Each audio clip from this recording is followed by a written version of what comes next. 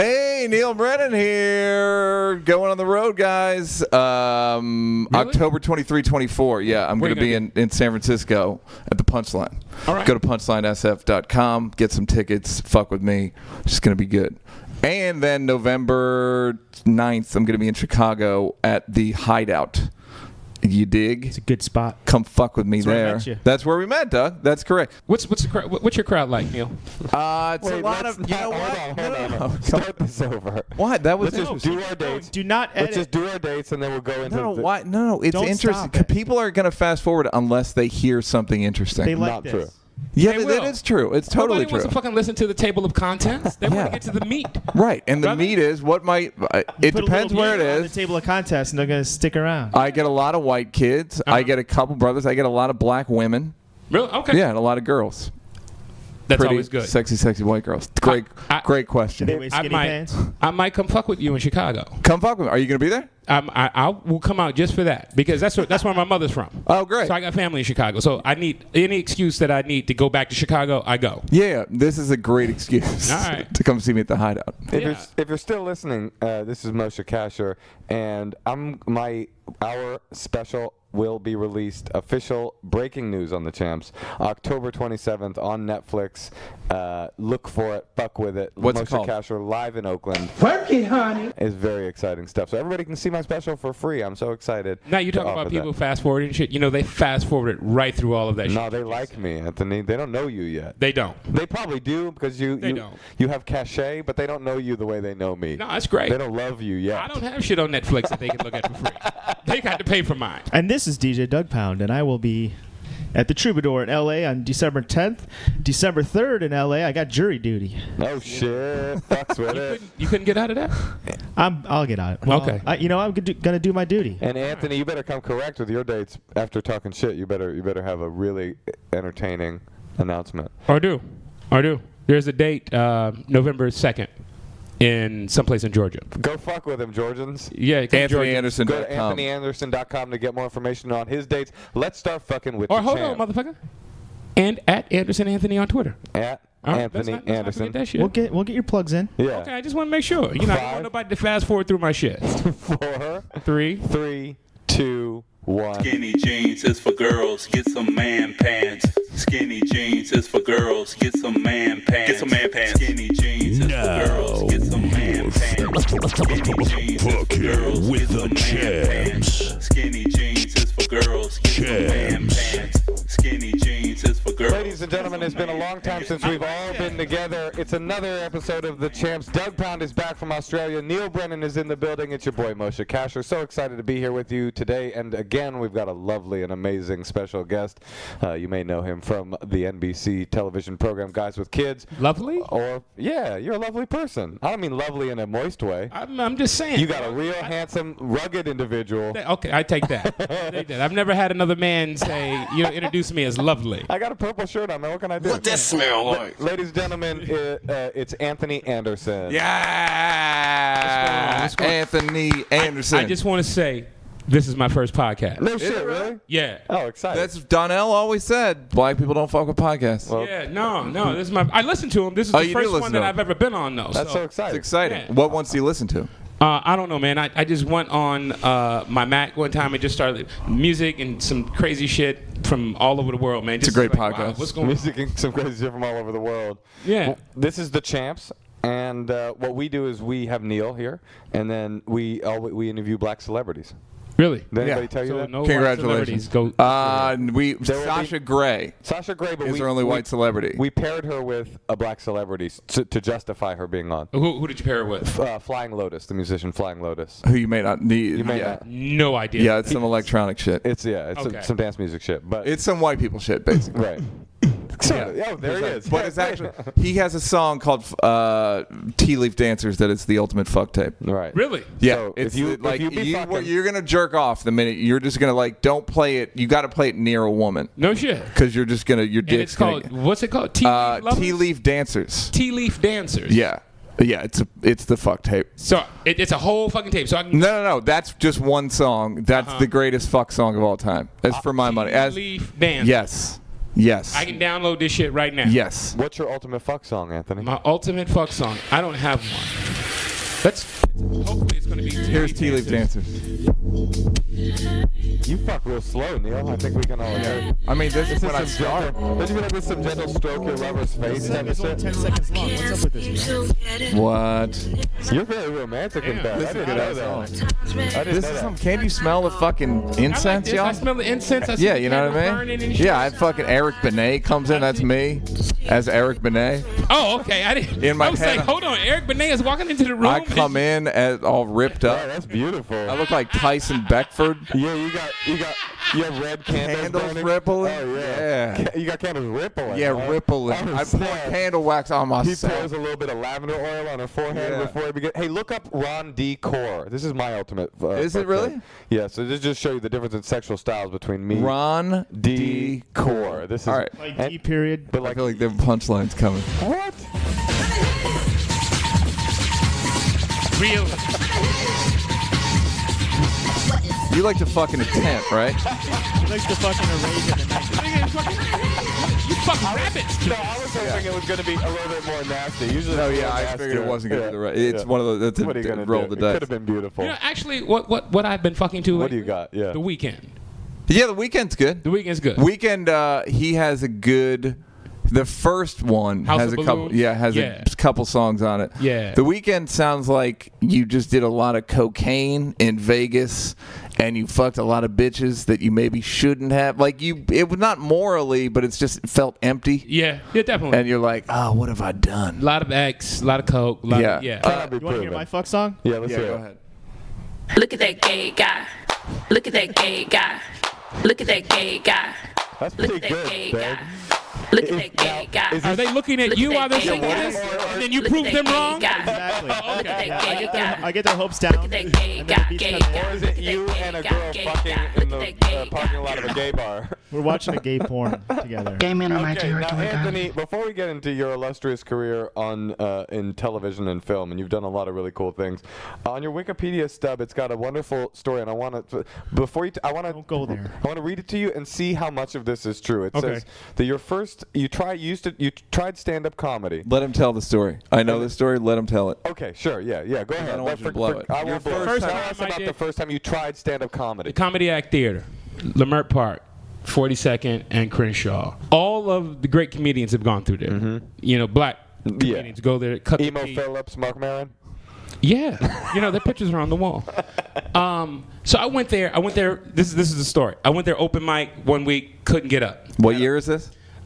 Oh my God, 15, 16 years ago. Okay. This is before I was on television doing anything. Right. Okay. So it's at least 16 years ago. So I went there with my support group. My boys came. Too many comics couldn't get up that night. So I went back the next night. Nobody could come with me. So I'm dealing with my own insecurities. Am I going to be funny?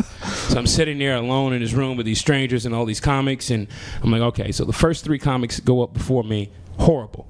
I heckle all of them. You heckled them. I heckled You them. heckled? Only a new comedian. Just nervous energy dealing with it. But yeah, I heckled them. Where were you? In the back of the room? I was in the middle of the room. I was Like in the middle- sitting with the crowd? Sitting with the crowd. And Heckling. was this a show or an open mic? It was open mic. Okay. Open mic. For the first 30 minutes of comedy there, they do open mic, and then they open it up to Right. the real comics. So I'm there. I'm heckling them. And I'm fucking hysterical as a heckler. And it just so happens the next name that they call off my biggest laugh as a heckler is mine. Oh, that's the best. And I had the most fucked up name there was at the time. What did they say? No, my name was Tasty Tony, the one and only. If there's another, he's a phony. So, My shoes fell off. Just to clarify, Anthony's an African American fella. In case you were wondering. so I'm there. They call my name, and I was like, I really don't have to go up there because I was funny as a fucking heckler. And I was like, but that's not why You I can't came really here. say good night Yeah, when you're done yeah, heckling. You can't be like, I'm going to get out of And here. that's my time, y'all. Thank you very much. So I was like, you know what? Fuck this. I'm going to get on stage and see what I can do. And motherfuckers saw that it was me, and they just started hurling insults at me as I walked to the stage. Oh, you better be funny, motherfucker. Let's see how you do it. So I get on stage. 5 seconds, they turn my mic off. What did you say? Do you remember? I didn't get anything out because the crowd was going in. So I set the mic down on the mic stand. I was like, fuck it, I don't need a mic. So I'm fucking doing a routine. I start a routine. 5 seconds later, They turned my fucking spotlight on. Oh, that's so So I'm great. standing Work on it, honey. stage In the in dark. darkness with no mic. And 10 seconds into my shit. So I walk off the stage trembling and shit, go to the bathroom, throw some water on my face, man. I literally starting to cry. I'm like, what the fuck? This dude walks into the bathroom, is like, look here, man. He's like, look, I just want to tell you, now you know what not to do the next time you get up on stage, but don't let that discourage you. And I was like, okay, cool. So I remembered that shit for years, man. And I never got back on stage. I never got back up on stage. 8 years had passed. And just happened to be in a nightclub. How old were you? I was in my early 20s. When you did that first Yeah, one? when I did that Tasty Tony, the one and only. Tasty Tony, yeah. Tasty Tony was in his early 20s. Yeah. And so I got back on stage 8 years later. I had a nice set and felt good about it. Then fast forward to a movie I did called Life with Eddie Murphy, Martin Lawrence, and everybody. And I'm sitting there, and I start talking to this dude. We're friends now. His name's Guy Torrey, comic. And so I was like, hey, Guy. Because it was Guy's night at the Compton. I was like, hey, Guy, man, do you ever remember the story? So I'm telling him the story. He's like, man, I remember that shit happening. He's like, yeah. I said, yeah, motherfucker, that was me. And he never knew that it was me. Oh, that's He was hilarious. like, that was you? I was like, yeah, man, so I just want to thank you for encouraging me, after I went through that shit. Because of you, I've got back on stage and I'm telling jokes. So I wish he had started booing you immediately. Like, Yeah. oh, that's you. And he just- I want to say boo. Boo, Fuck you. boo, motherfucker, boo. So that was the shit. Go That was fuck it. yourself. And that was before you done any acting? Yeah. Yeah. So how did you start that? You're from Compton. What kind of family are you from? Intact? Was it a good family? Was it? Yeah, I came from a 2-parent home. Yeah, nobody was on food stamps. I was on food stamps. Okay. Hey. Yeah, he was on food stamp. That's why he can say that. We only talk about things that we can defend. That's exactly right. I'll say the N word. Now, you were raised by your grandmother. Is that true? Okay. You were Wait, what? exclusively raised by your grandmother. Is that right? No, I didn't mean it like that. I'm just saying. No, like, you did. He did get a little something like, yes, motherfucker. I he was raised in a and I two-parent understood. home. And I understood And it. I was not on. Yes. My father bought food stamps. We weren't on food stamps. See, there's a difference. There's a 50 difference. cents on the dollar. No, that was high. My father didn't spend that much. All right. My father, that was my father's side hustle. May he rest in peace, man. My father he owned women and children's clothing stores. He owned 3 stores, standalone stores when we were growing up. But his side hustle, where he made the majority of his money, was buying food stamps for cats. And then what? And then Who would he buy them from? he would buy everybody who was Crackheads, on, right? No, not crackheads, just cats who were on welfare who wanted cash. So my father would offer them maybe 35 cents on the dollar. And then go sell them for more? And then he knew somebody who owned a meat packing company who had the stamp that you could stamp the food stamps with and turn that dollar into cash. By the way, this is exactly what Republicans think is happening.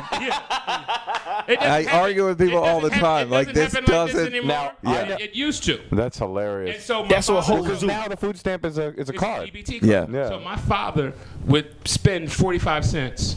He would spend 35 cents on a dollar for food stamps, get it converted to cash for 10 cents. So he would spend 45 cents. So he would make a profit of 55 cents. Well, he would get literally a dollar for each food stamp? He would get. That's crazy. He wouldn't. If a guy had a $20 food stamp, he'd go, "I'll give you $10." Yeah. And then so And your then he- dad would end up with a $20 food stamp, and then he wouldn't have to spend his own money. Yeah, exactly. On shit for you. Yeah, no. My father would buy this shit $10, $12, $15,000. Oh, he'd buy in bulk. He buy in bulk. Yeah, that was his. That's no. When I say that was his side hustle, that was his side hustle. Like, how could he find guys with that many it's food not, stamps? It's not that. He knew where to go. He knew where to go, and he would just set up shop, and they would come and be like, "Big Sturl." He was like, Where would he go? In Watts. But like at the swap meet or something. No, he Like, would be at the food stamp thing. It's not against the law. If you want to sell me your motherfucking food stamps, how is that against the law? Well, it is against the law. How is it against the law? I mean, it's not legal. there's got to be a law. How is it against the law? It's your money now, right? It's your Okay, money. sure. But it's not your money. It's your food stamp. It's your food stamp, right? If you want to convert that to cash with me, why is that against the law? Well, I mean, I feel like Maybe this there's is a law that you only have to buy food with it. You Yeah, I got to think Or that maybe there's got to be a that you law. can't sell your food stamps. I'm just saying. Well, he was arrested a couple of times. What? Oh, that's hilarious. For doing it? Yeah, for doing it. Oh, Yeah. that's so great. Yeah. You knew he was arrested when you started saying, "Now it wasn't illegal." I don't see what the law. What law was Just broken? because you don't see doesn't mean that that's the just trying to law. find Like, out what do you, all right, well, law what do you was think broken. the speed limit should be? The speed limit should be at least 70. All right, Yeah, so but what? It's not. It's right, it's unlimited. 65, It's sometimes unlimited. 55. What's wrong with another 5 miles an hour? All right, so that's very. I've always wanted to do a segment on here called "What's the blackest thing you've ever seen," and that's up there. What, Like buying food stamps? buying selling and selling food bootleg food stamps. Yeah. Fencing food stamps Yo. is pretty black. It was big business for a long time, and then a lot of people got in on it, started driving the money up. So then it became 50 and 60 cents on the dollar, and then it wasn't as interesting. profitable as it was. And as is it that, was. is that Say something about black do you folk. think Did anyone ever get shot about it? Do you think? No, I don't know too many people who got shot over food stamps. Do you think that that's why that is part of why they flipped it to the card? I don't know. Because I grew up with the stamp. It was like legal tender. I mean, it was like a bill. Tell me this. Yeah. What dollar denomination was the purple one? Oh, I don't know. Oh, Was that $10? You didn't really grow up with food stamps. The brown one was that? It was either 10 or 20. No, the brown one was a $1 bill. Oh, interesting. Yeah. I mean, the purple was 10. Did I ever tell? I mean, you can believe me or not believe me, because I went through the shame of having my mom openly pay for our food with food stamps. My mom didn't have any shame. So she would just be like, oh, I had tossing them out. motherfucker. Oh, it's We weren't even embarrassing. on food stamps. Right, you were just We were buying you them. did it as a hobby. I would have to go to the SSI office with my mom too. She would take us in. It was very embarrassing, actually. I'm Jewish too, so it was doubly embarrassing. Oh, wow. The Jews on welfare, it's extremely. Yeah, that's it, crazy. It really hurts. Unthinkable. It's unthinkable. Color yarmulke is the. If you're really Jewish. Yeah. No, food stamps was embarrassing. But did I ever tell on this podcast how I used to buy cigarettes with food Yeah. stamps? Whoa! How'd you do that? We would go in and we would sneak into, in the middle of the night, I would steal my mom's food stamps, and then we would go take cigarettes and put them in a bag and fill it up with coffee beans and buy the coffee beans. Oh, And then we'd okay. throw the coffee beans away. And we That's kind of like me going and buying clothes and switching the price tags. tell us about that. Yeah. Did you do that? All the time growing up. It's like, this shit is not worth $135. I'll pay $40 for it. So I would go find a $40 price tag and put it on there and then go pay for it at the register. How would you unhook it from the $40 thing? My father owned women's and children's clothing stores. So You had one of the magnet things? No, this was pre-magnet. Oh, that's this was pre fun. that. I'm dating myself. This was pre. So he just had the little elastic, the little piece of plastic thing with the price tag. Right. So I would go around there, rip the plastic off in the dressing room. I try it on, pull my gun up. Now it's $40. That's hilarious. I like this. There's an ongoing theme of Anthony having morals, but deciding that his rules are the ones. Well, that are there's a. correct. What I like about it is that you convinced yourself that there was some empowerment to it. Oh, there was. Like, you know what? This is wrong. Right. This is Yeah. $135. I'm going to pay. I'm not going to steal. I'm not a thief. Yeah. Exactly. But I will give you something for it. But I'm not going to be ripped off I'm either. not giving what you're asking. Good sir. Yeah. Neal can This pay is it how for black people meet. $135. I'm paying $45. That's fucking awesome. And you could only in clothing stores. Only in clothing with the stores. gun work. Yeah, with the gun work, yeah. And then, I guess they got hip to it or whatnot, because now when you scan it, if the sweatsuit was $135, I would go find a shirt that was $45. And boom, it's $45. Now when you scan it, they're like, That's a shirt. sir, this says Fruit of the Looms. Why are you buying this Gucci T-shirt with Fruit of the Looms stamp on it? And I didn't know they made a Gucci T-shirt. So Yeah, you're they learning a lot now. So what would you say? I said, it must be a mistake. And how often did it work? Oh, a lot. Every time. I tell you when I did get caught, I used to switch to price tags on meat when I was in college.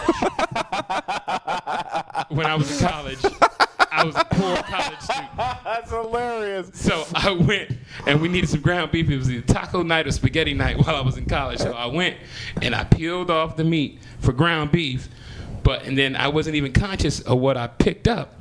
And I peeled it off and put it on the meat, and I went and had it scanned. And It was the cellophane. Yeah.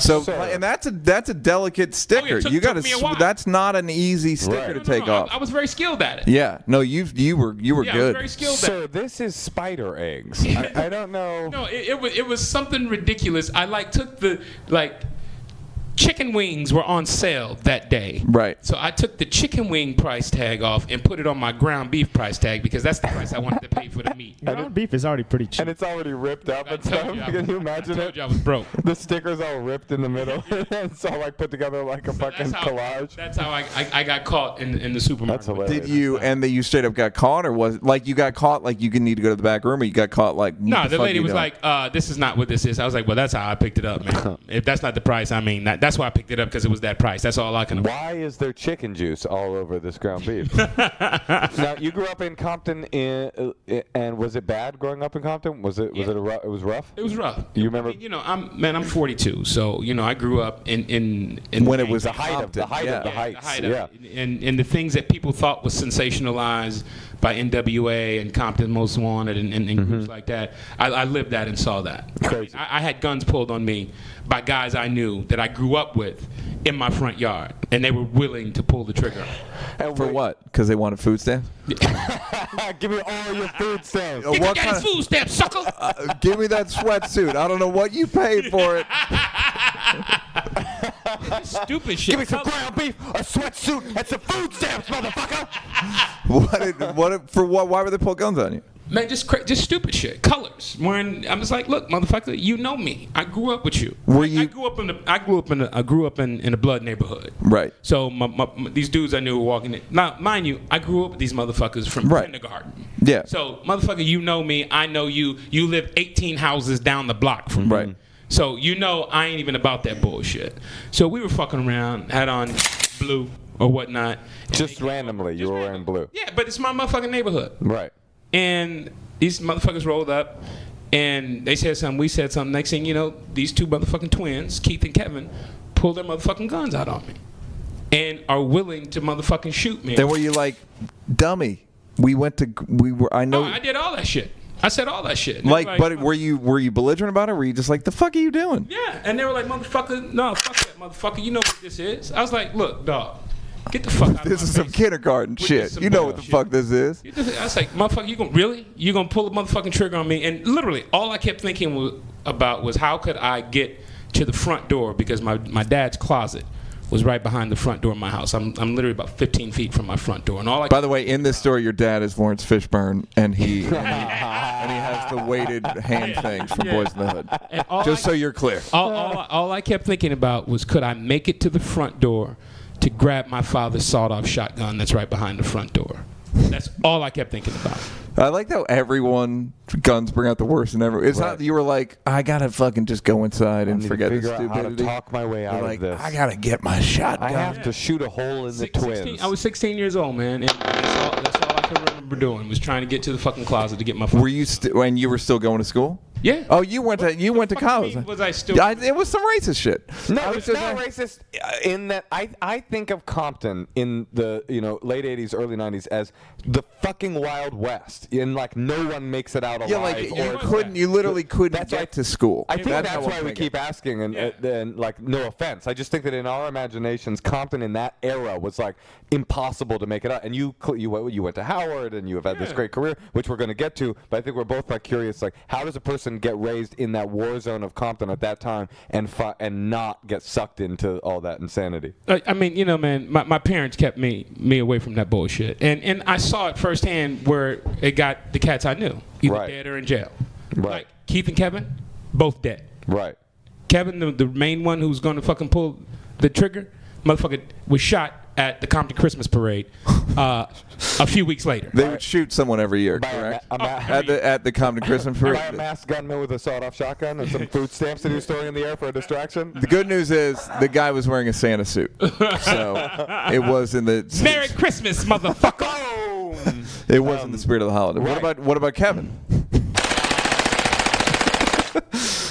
Gunplay in a drive-by.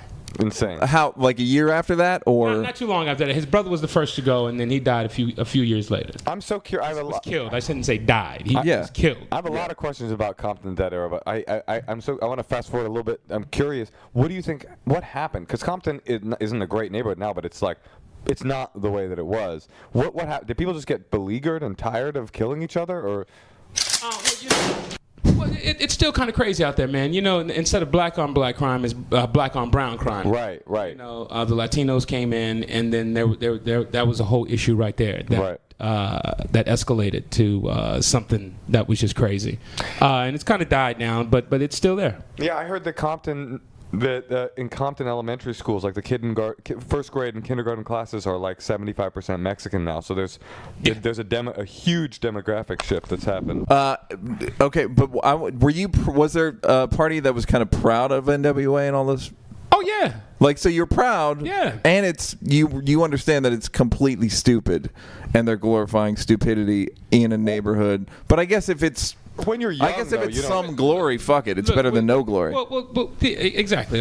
Like you were about to say, when you're young and naive and you don't know much more than that, and you listen to early interviews with Cube and Dre and all those guys, and they're like, we're the ghetto CNN. We're reporting on what you refuse to report on.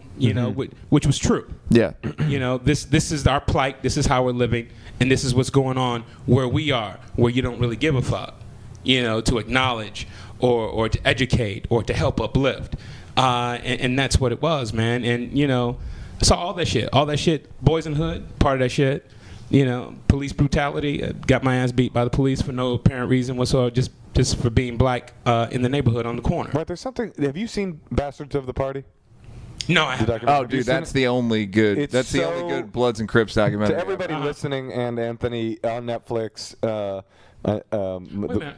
It's the one that was on HBO. Yeah, no, I saw that. It's phenomenal. It's super eye-opening, like that the LAPD and the Bloods and the Crips all was a kind of a manufactured result of internal and enforced racism in Los Angeles. But it was they began as defending themselves from white vigilante groups. Yeah, that's right. the fucking crazy part. That you just go, okay. They can blame white people for this. Oh, 100%. It's one of the things like, no, well then explain the Bloods and the Crips. Okay. And in fact, one of the leaders of, I think, I don't remember what, it wasn't the Crips, but it was what came right before the Crips. It was like a Black Panther sort of spin-off group, was assassinated by the CIA or the LAPD, and that's what started the internalized rivalries. Now, at this point, at the point that you were growing up, it had all been lost. It was just meaningless. So you were a senior in high school in '88. Yeah. God damn, that's like the height. Yeah. No, saw it all, brother. Dead bodies in the alley on the corner, walking to school, all that shit. And did you have to defend yourself for not being into that? Did people leave you alone? Like, I would assume you got good grades. No, yeah. You're always guilty by association or location. Mm-hmm. So silly shit outside of the neighborhood, rival gangs and all that. You just had to defend yourself. But amongst my community right there, no. My boys who were, who were the drug dealers in the neighborhood and the big gangbangers and all that shit. Me and my boy Dijon just knew he was going to go pro playing in the NBA, and I just knew I was going to be an actor. You knew that from the beginning? Ever since I was 9 years old, this is all I ever wanted to do. Play football for the Dallas Cowboys, be a lawyer, and eventually a judge or become an actor. Okay. And deciding to become an actor at the age of 9, I realized I could be all three of those things and whatever else I wanted to become in life. By acting. Yeah. Yeah. Mm-hmm. So they protected us. Or I shouldn't say protected us, but looked out for us. Sure. And didn't let us get involved in that shit. Going back to your question about, how did I stay out of it? They were like, look, don't do the shit that we're doing. We look at you as the ones who can get out of this shit, so don't do this bullshit. That's sort of fascinating that they would identify potential. People would identify potential within the neighborhood and then sort of circle up and protect. Yeah, but the problem is with a guy like Dijon. You step on someone's shoes. No. With a guy like what happens with guys like Dijon is drug dealers give him money, then Dijon goes pro. And he's got a bunch of drug dealers hanging out with him. Yeah. And that are like, motherfucker, I put you on when you needed money and da-da-da-da, and then you let a guy business manage you, and then you get into the other documentary that was on ESPN a couple weeks ago called Broke, which the story of Dijon. The Dijon story. No. Yeah. No, but it's about guys, athletes that go broke immediately. Did Dijon make it? No, he didn't make it. Okay. He didn't make it in the NBA. Less than 1% make it. But sure. we just knew that he was going to make it. He had that much potential. But he did blow up in the mustard industry, correct? Oh yeah, definitely. Big time. Definitely. Yeah. Don't cut that out. No, I won't. Okay. I would feel very strongly. I feel very strongly about that. I want people. I think that's a showcase. Yeah. I'm gonna put that. I'm gonna maybe throw some reverb on that baby. But no, they looked out for us, man. You know, my nickname was the actor. They were like, oh shit, here come the actor. Really? You know, we all played basketball together and whatnot. I would have to catch the bus 2 hours each way to school, man. I went to the high school for the performing arts of Cal State, fascinating. LA. So it was 2 hours to get to school by 8 a.m., 2 hours to get home after school at 4. How did you get into that school in the first place? Were you doing stuff in like your local school, or what? Well, I mean, how did audition? I was doing an actor's workshop on the weekends, and I saw this ad for it on the bulletin board. Where in Compton or? No, where I was in Torrance. And your during parents this had acting sent you workshop. to an acting workshop or I something? found it, and my parents Cool. would take me there on Saturdays. And it said the Fame School opening in Los Angeles. I did a little investigation, and I said, Mom, if I can get into this school, can I go here? Because she was busted. She had already had my younger brothers and sisters. I'm the oldest of 4. She had my siblings going to school in Carson, which was a better neighborhood for education. So I was like, Mom, if I can get into this high school, can I go here? Mm-hmm. And she said, yeah. I auditioned. Yeah. And got in. And they said that the tuition's $14,000, and your mom was like, we can't afford that. And then your dad pulled up with a dump truck full of food stamps. And just I beg- Tuition's $14,000. I beg my your pops came up pardon. with- He came up with $28,000 in food stamps. No, but that's how that happened. Cool. So, and then when I would come home, you know, I had to be we were in school from 8 to 4. So I had to wake up at 5:30, walk to the bus stop, take a 2-hour bus ride to school, take a 2-hour bus ride home. And every time my boys saw me, they were like, here comes the actor, here comes the actor. I fucking And hate that was buses. Buses are the worst. School buses are the fucking worst. I just wanted to say that. You, I a was public on the bus. RTD. I was Yeah. on the Oh, you're on the public. I I didn't was think on the about rough, that. tough, and dirty. Got it. We go, Is it Name like we a gave public it. bus? It's the City bus. It's what you call it's what Metro is right now. Oh, okay. Yeah, but back then it was RTD, Rapid Transit District.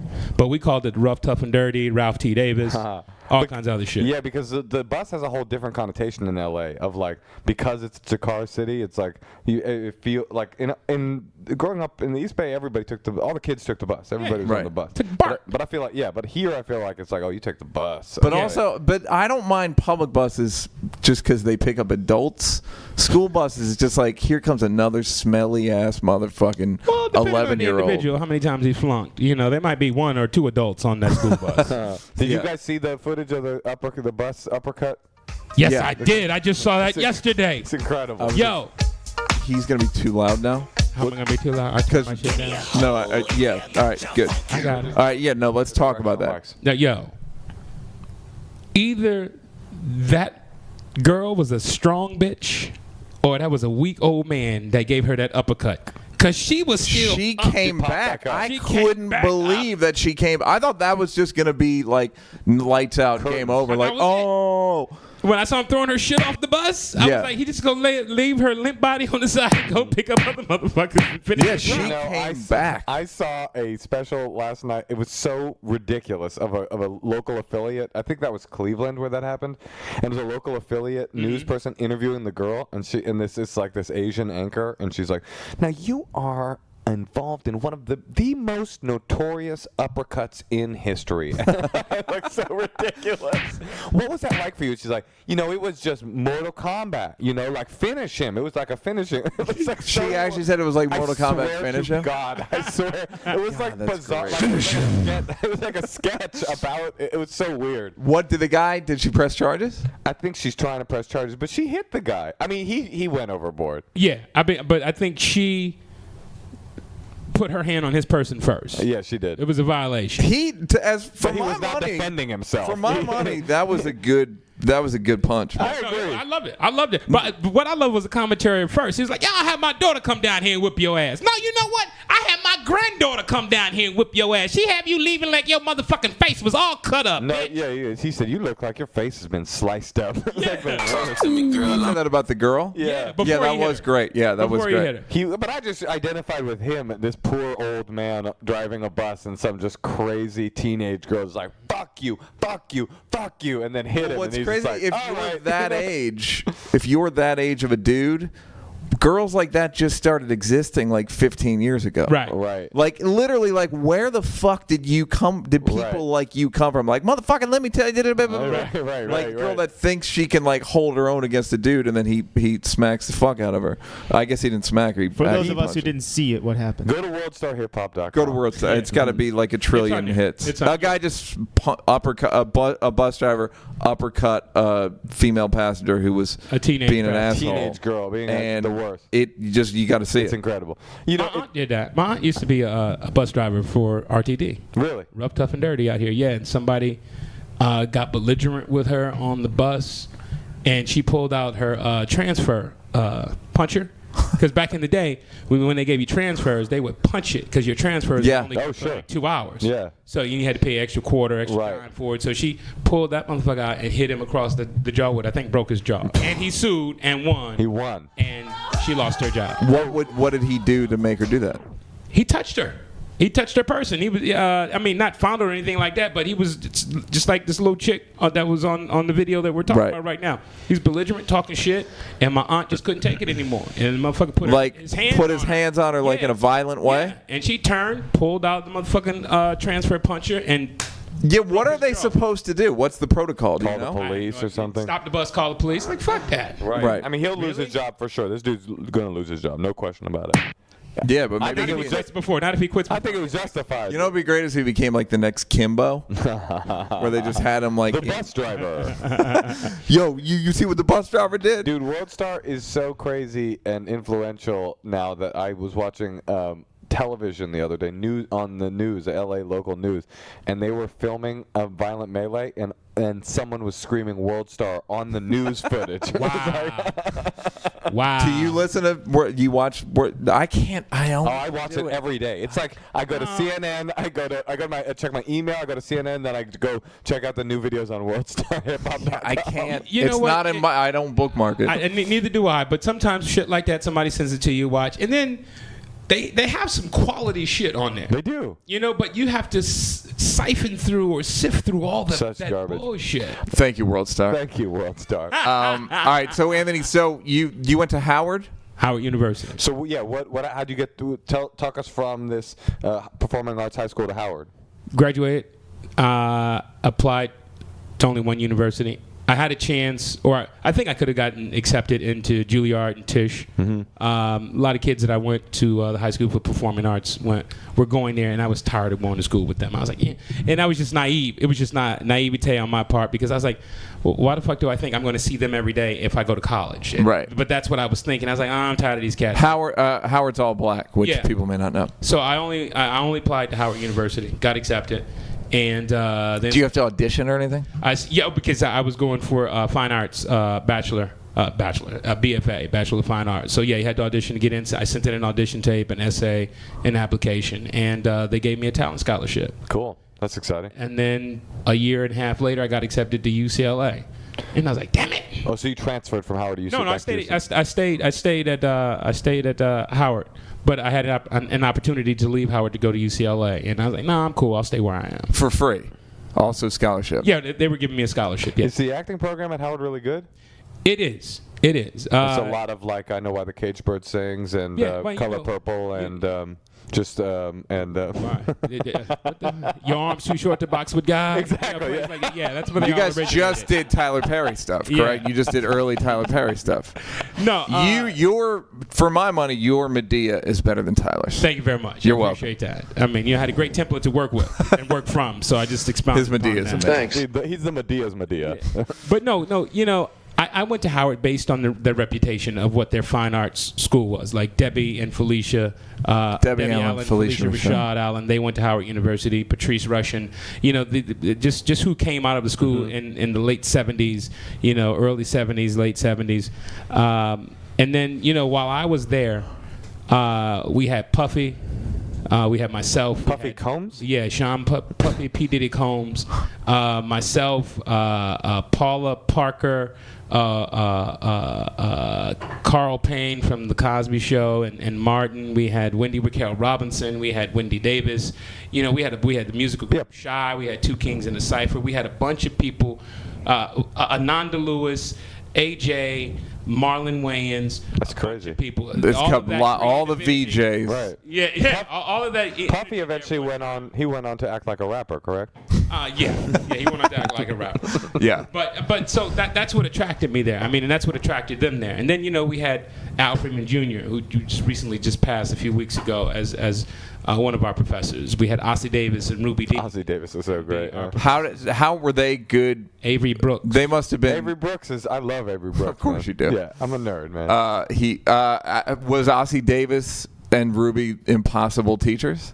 No, they were great teachers. We would have them and Avery Brooks teach a master class once a month. Got it. So Ossie and Ruby, they would come down, and then they would teach a master class, and then maybe a week or so later, we would have Avery Brooks come down. He would take a shuttlecraft, or would he transport down?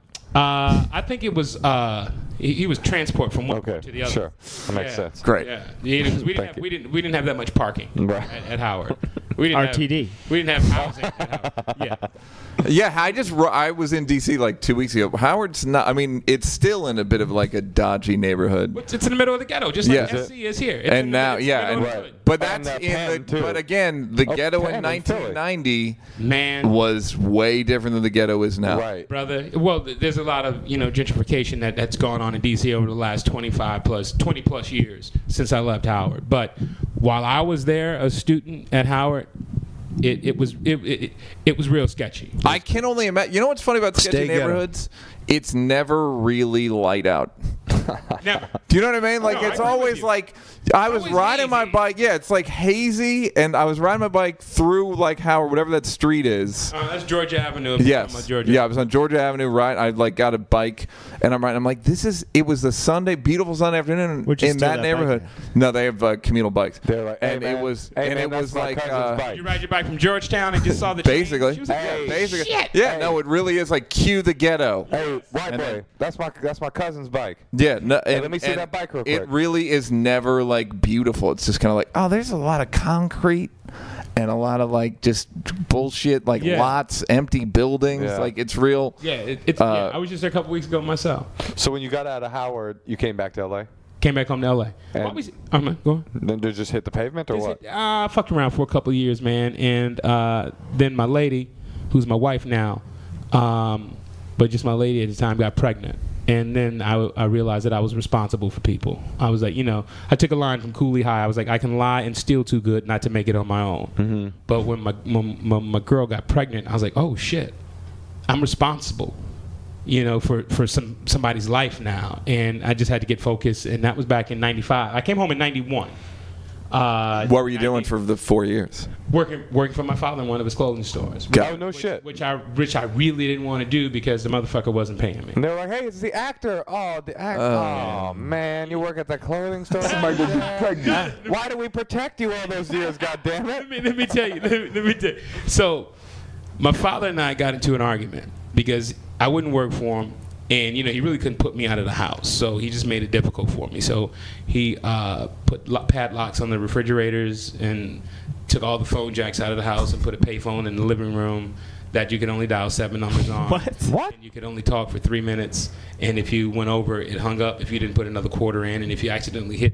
Is this serious? It's real shit. And if you accidentally hit one of the numbers, it thought you were trying to dial outside of the area code, so it would hang up on you, and you would have to start all over again and put your fucking money in. So that's what we had a 54-inch big screen television in its own cabinet. My father closed it and put a padlock on it. So my boy called me. He's like, "Yo, Aunt, what you doing?" I was like, he's like, "What are you doing?" I was like, "I'm listening to BET." He's like, "What the fuck you mean you're listening to BET?" I was like, "Pops put a padlock on the big screen." Why? Also, that's the first time I've heard a dial tone in like 2 years. Yeah, no shit. Like I was literally, what the fuck is it? It's a dial I tone. thought I was like, "What the fuck?" Wait, Yeah, there are people that don't know what that is. Why? He was trying to make it difficult for me to stay at home. Oh, And fascinating. So You moved back in with your family yeah, after moved back in Howard. with after Howard. So we got into an argument one day. And he's like, you're a Yeah. grown man. You can't watch my TV. Yeah, no, well that, but he was like, I was like, yo, he said, what are you doing? I said, I'm an actor. He said, you're an actor? I said, yeah. So he went, grabbed the remote. I was like, what the fuck is he doing? He turned up the TV. this is and flipped horrible. through the channels. And he was like, shit, he's an actor. She's an actor. Oh, my God. Where the fuck are you acting? This is the worst father-son pep talk of all This is time. like Next this day- is some baby boy The shit. next day, I went to fuck and worked for my father. The very next day, I was like, this motherfucker got me. And he was not paying you at all, or he wasn't paying you No, well? he didn't pay me at all. He paid me. He's like, motherfucker, you got a roof over your head. But what about the TV, Dad? Yeah, no, that shit still didn't happen. He still wanted me out. And everything in the kitchen was electric. So he went to the side of the house and took the fuse box out for the kitchen and put a padlock on the fuse box, so I couldn't operate the stove, the oven, the fucking microwave, or anything. This is insane. That's people like that barely exist anymore. That's true. Okay. And that's the best kind of. That's like the cool. That's like what got America through the Great Depression, shit like that. Like that's like. That's why you got them little bitches on the bus getting uppercuts. But this is insane. I mean, what your dad did was beyond the pale. I mean, that's yeah. not like normal. Yo, No, but it's not. I bet bad. it wasn't It's not abusive. No. But I bet it wasn't also like abnormal. I mean, like in order to So succeed I in get life, the you have sentiment to of it, but the physicality of the padlock and especially the phone. Yo, it's No, like- he had to it's go almost outside with a cartoonish. fucking. He had to go outside with. and this is what my we had Sub-Zero refrigerators, right? Refrigerator, freezer, inset into the wall. He put the padlock on the freezer, which is where I would store all my shit. You know, because he would pay me eventually, so I'd buy my own food and put it in there. This motherfucker locked my own food up and gave me access to the refrigerator. That's all I had, access to the refrigerator with juices and water and shit. So you just had to wait for him to get home. Wait for him to get home. And this is what he did when he got home. He had a hot plate that was in the garage and his separate refrigerator that he had another padlock on. And this motherfucker would sit out. And my father's was a How good many old country keys boy. did he? He was like fucking. Oh, he had what? several, dog. He had several. He had the big ring. And he's like a janitor. He's a good old fucking country boy, man. So this motherfucker would be out in the garage cooking smothered steak, smothered pork chops, fried chicken, and the garage was attached to the part of the house. He basically where treated my you like a bedroom house was. pet. Yes, it was, and so this shit is the smell and is wafting into my fucking room, and my stomach is touching I'm my back. picturing him in overalls and just That's going, him. This is delicious. That's him in overalls. That is my father in overalls. We had a swimming pool He had a padlock on that? that we couldn't even get in. We couldn't fucking swim. And I was like, what's the purpose of having a swimming pool if we aren't allowed How to swim could you in not this get in? motherfucker? He padlocked the gate. That's crazy. We had two sections of our backyard, and the back section was separated by like an 8-foot brick wall, and we had an access gate that went into our pool area. And he fucking padlocked the access. Did you ever ask him as an adult why he did all that? Yeah. It was just to get you to move out? Yeah. So when you were growing up as a kid, it was not like that at No, all. it wasn't like that at all. And the crazy thing is, it still took you a long ass time to move out. Goddamn right. Because he wasn't paying me, motherfucker. You know how hard it is to save $50 a week? Did he want you That to is act? Was he crazy. like, yo, would he let you go to auditions, or was it even not even? Didn't even come down to that. Well, I wasn't really auditioning back then. That's why, you know, we had this tough love type shit going on. And he pulled out the fucking TV. He was like, he's an actor, she's an actor. The fucking kangaroo's That's an crazy. actor. Where are you acting? So I wasn't doing anything. Sounds you like know, he had a working padlock towards that on his heart. He lost the key. Your arms are too short to box with God. And scene. Last mama on the couch. So how did you get your first acting work? Fast forward to my girl being pregnant and me having responsibilities. Once I realized what I needed to do, everything was always in front of me. I just had to open my eyes to it and shit. I was just focused on other shit. Once I got focused on my career and what I needed to do as an actor, I haven't stopped working. Were But you I mean, how do you- defeatist about it though? Yeah, like how did you How not? did you focus on your career from Padlock City to, I mean, what did you... Also, how did you not focus? What were you doing in those 4 years? Just fucking around? I mean, if you had a degree from See, Howard. 91, I left after my junior year. Didn't have a degree. I didn't graduate. I ran out of money. I was paying for school myself because my scholarship ran out. So 91 to 95, working for my father and just fucking around, hanging out with the Wayans brothers. You were in Padlockville for 4 years. I was in Padlockville for about 2.5 years. That's insane, man. That's so crazy. And so I, he you doesn't know, he I- doesn't really steal anything. He sort of gets it for cheaper. He doesn't go to jail. He just gets sort of padlocked. Padlocked into his own home. no Yeah. shit. That's funny. house arrest. That's Yeah. what the fuck it was. So you were hanging out with the Wayans. Okay, so you had people that were becoming successful that you had gone to school with I knew, around you. I knew successful people, and I was Right. always around them. I just wasn't applying any of the shit that I knew and learned in school did to the- further my career at the time. Did the Bloods in the neighborhood call you failed actor at this point? Not at all. They still called me actor because I was hanging out with motherfuckers. I Right. was like, oh shit, motherfucking actor hanging out with the Wayans brothers.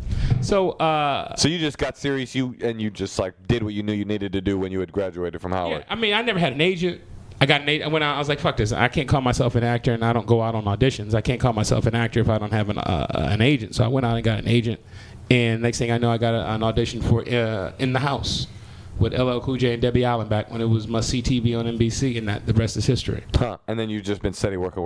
Yeah, 16 years. What's the most exciting thing that you've worked on? What besides your current project, which we'll get to? What do you feel the most proud of? Two things. One, The Departed, Martin Scorsese and everybody that was involved with that, and then my work on The Shield as I Yeah. Mm-hmm. That was the He only was time, fucking crazy on the shit. That was the only time that I ever called people and was like, "Hey, can you watch me on TV tonight?" Oh, cool. That's Yeah, awesome. Outside of me being on television for the first time, that was the only time that I was like, "Hey, can you watch this?" How many days did you do on The Departed? Oh man, we worked 3 months. I did about you can't tell by how I was in the movie, but I did about 2 of the 3 months. What's Scorsese like as a director? Scorsese is great. One of the best that ever did it, man. No, but For what was you, he I like mean, for yeah. you acting wise? Well, funny thing is, first day of work, me and Matt Damon are working, and Scorsese would yell "cut," come in, and he would always talk to Matt. He would never say shit to me. He'd just look at me and then walk off. I said, "What the fuck? This motherfucker not gonna give me a note?" And so I went through that whole day like that, and I called my partner. I was like, "Yo, Adam." What was the first scene you shot? It was just a surveillance scene. Me and Matt looking at Jack Nicholson's character do something. Right. And he would come in all day, give Matt a note, and just look at me, smile, and walk off. Call my boy, and I was like, "Yo, Adam." I said, I don't know what's going on, man. I said, "Scorsese's not talking to me. We stop the scene, he'll come talk to Matt, and then he'll leave, and we'll do it again." He was like, "Motherfucker, you're doing your job. Right. You're doing it right. You're doing what you're supposed to be doing." Yeah, it's Matt Damon that's Matt fucking Damon up. is the dead weight. Matt Deadweight Damon. Yeah. That's what they know him as. And then a script supervisor for Scorsese for the last 20 years came to me the next day and was like, "Anthony, I just want to let you know that Martin is loving what you're doing. I just want to let you know that." That's awesome. And I was like, wow. She couldn't have heard my conversation that I had with my boy or anything like that. But she had just come over and just told me that. And from there, it was just great. Martin laughed at all my shit. And somebody else came to me that's been working with him for 20 plus years and said, "I've never heard Martin Scorsese laugh like this." Yeah, that's great. It's great to see. And it had nothing to do with work. It's just me and my personality and just talking shit. What about Kangaroo Jack? What was it like working with David McNally? Or the kangaroo. First off, let me say this. Kangaroo Jack made $100 million. I remember that. I remember Kangaroo Jack blew the fuck up. Yeah, you are. Yes, you are. You're hating on it. People throw that out as a dig and No, shit. yeah, I'm no, like, including him. and I'm He like, was "Motherfucker, making. do you know how successful He was making Kangaroo fun of you. Jack He was was?" making fun of you. What was Scorsese like on the set of Kangaroo Jack, though? Unbearable. No, David McNally was cool, man. I tell you a funny story. We shot Kangaroo Jack in Australia for 6 months. We spent 3 months in Sydney, 3 months in the Outback. So Jerry O'Connell and I had nothing to do in the Outback except booze and fucking gamble. Jerry O'Connell got a phone call from Jerry Bruckheimer saying, "Hey, Jerry, Bruckheimer, you're getting fucking fat. You need to stop what the fuck you're doing and lose some weight." Next thing I know, Jerry O'Connell wraps himself in plastic and is running 5 miles every night after work. Wow. I was a little upset. That's how Martin Lawrence caught a coma, by the way. right. Where in the Outback were you? I actually we was in Sydney 3 days ago. We were in Alice Springs. We were in Alice Springs and we were in Cuba Pedy. And I was upset because motherfucking Bruckheimer didn't call me and be like, "Hey, Ant, you're getting fat. Can you lose some of that weight?" Just so you know, Jerry Bruckheimer loves how fat you are. Yeah. His script supervisor came over. Yeah, Bruckheimer loves the weight you're gaining. I mean, it's like the weight is perfect. It makes Lewis great. That was a long shoot then, huh? How many That's months? long, yeah. 6 months? 6 Damn. months. Did you consider not taking it? No, That's a not at fucking all, long man. ass time, man. I lived in Australia for 6 months. man. Australia's How many people nice, get brother, I'm from Compton. How many cats from Compton get the opportunity to live abroad like that? Well, I actually, believe- the twins both lived in Yeah. Sydney for about 6 months. So if Yeah, you right recall, before they shot. right before they got. I was going to go with Dijon, but God bless. We both went for the same joke structure. He went for the Motherfuckers are- dead motherfucker. Y'all motherfuckers are great. You're great. Thank you so much. Because when you said twins, I thought you were talking about Venus and Serena. I was like, no, they just. No, it's Kenny and Keith. They're from Compton also. Or are they really? Yeah. Yeah, I used to watch them play tennis growing up. Oh, you knew them. I didn't know them. They were just little girls, man. You would see them and their father out on tennis courts and him giving them lessons, man. And then it's great to see them. I don't know if this is true or not. If you can verify, I'm sure you can't. Apparently, he used to yell racial epithets at them Their during father? practice. Have you seen their father? Yeah, I totally believe I it. can believe it. Yeah. Why? What does he look like? He looks like somebody would say that. He looks like kind of like a homeless dude. Oh, he's like a crazy. You're not Like going to go he that looks a far. I'll go little that I'm far. not gonna go that far. But I'm pretty sure he has screamed "nigga bitch" in his life before. He looks like a crazy guy, kind of. He would bring signs to matches that said "I told you so," literally to their really? matches. Wow. I told you so. What? Like I told you that they were going to do great. Like to Wimbledon. Yeah. And the U.S. Open, he would stand up with a sign that said "I told you so."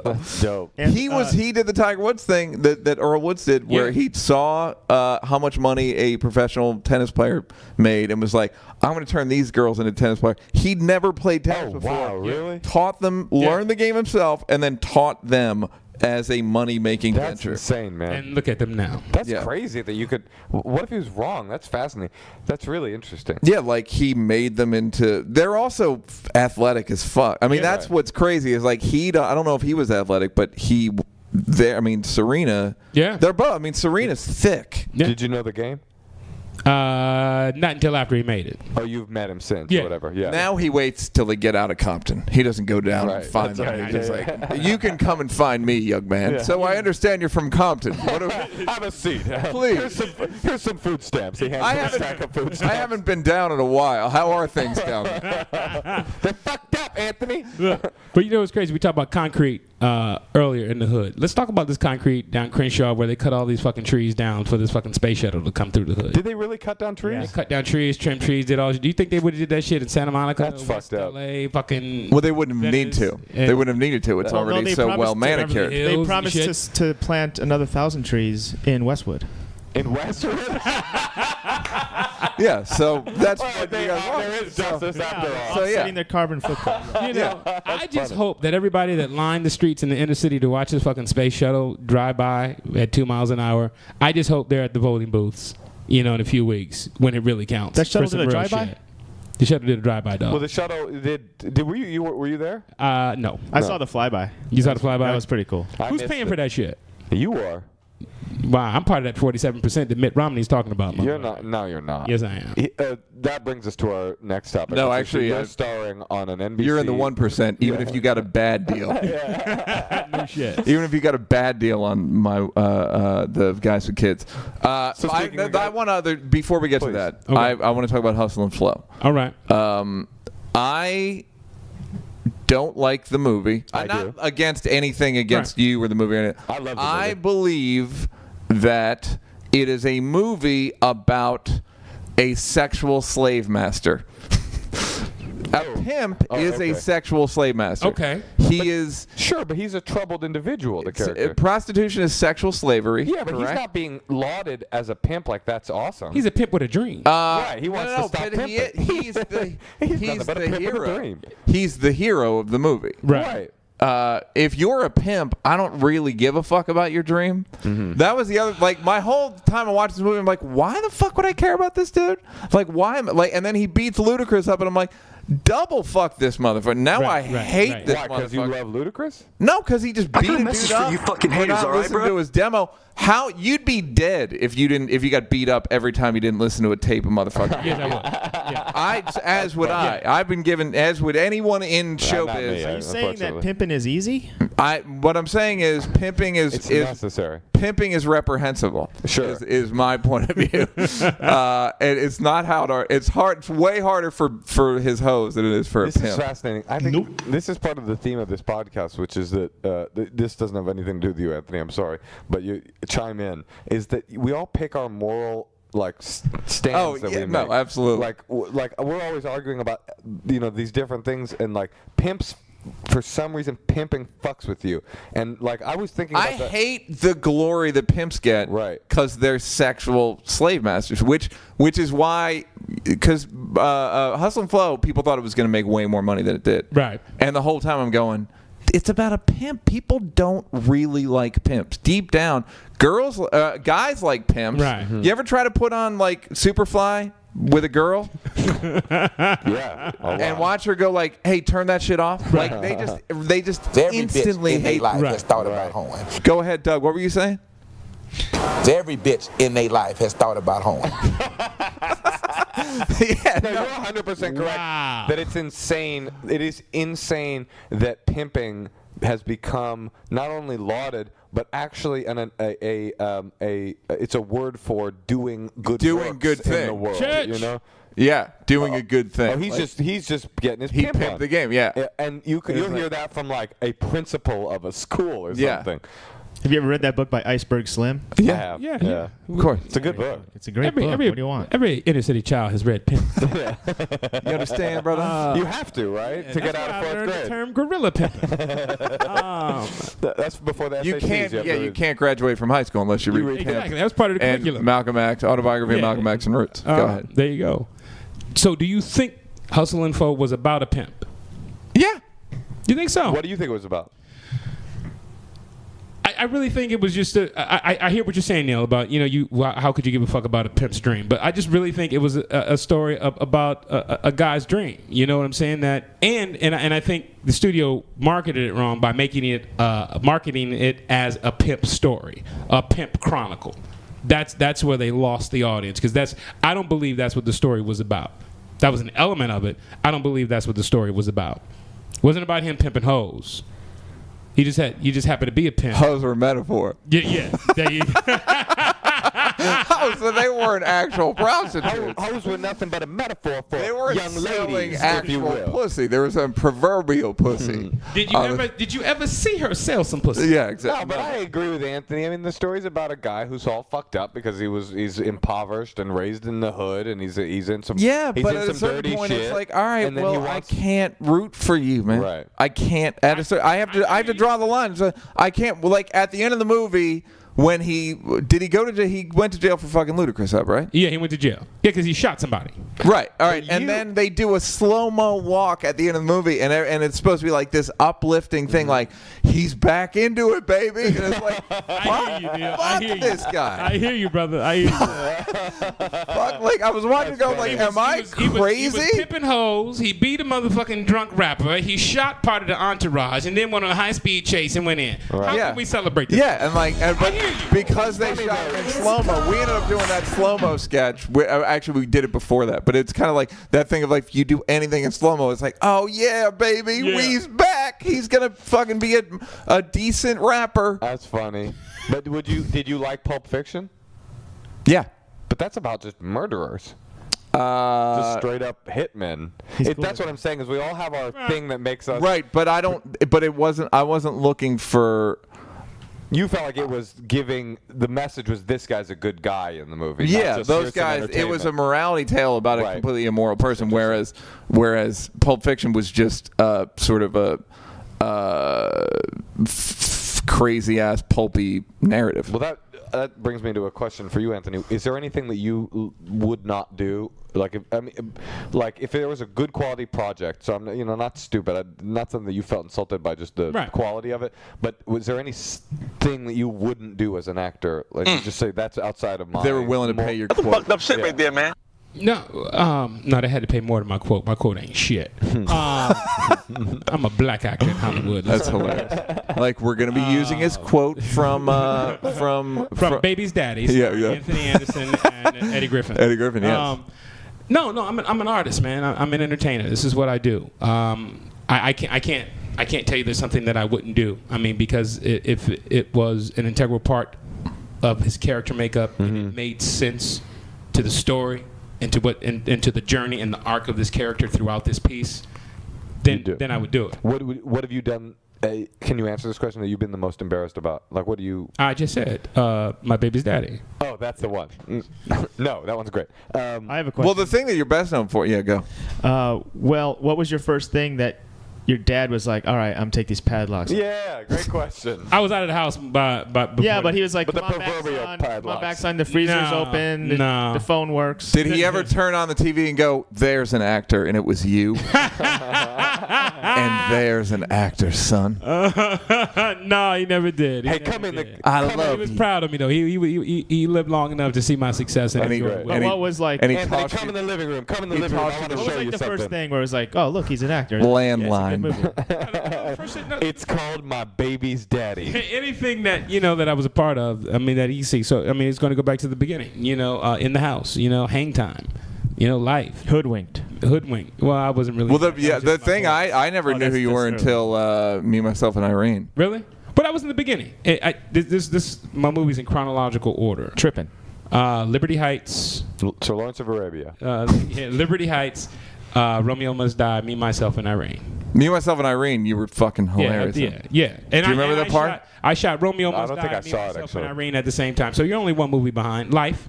Right. Yeah, Life and the. No, I saw Life, but I don't remember your specific part. in Yeah, Life. it wasn't- Like, but you were fucking explosively funny in Me, Thank you, Myself, and brother. Irene. Appreciate yeah.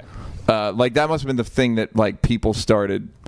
I remember like going like, that motherfucker. Yeah. Like that was the first thing. I that- love those movies and those moments in movies Yeah. or in TV where you go, oh look, it's a star. You were the only thing that popped from that movie. Like Yeah. it was kind of a weird part for Jim, but that part of the movie was. Have you ever seen the movie? I don't think It's so. fucking.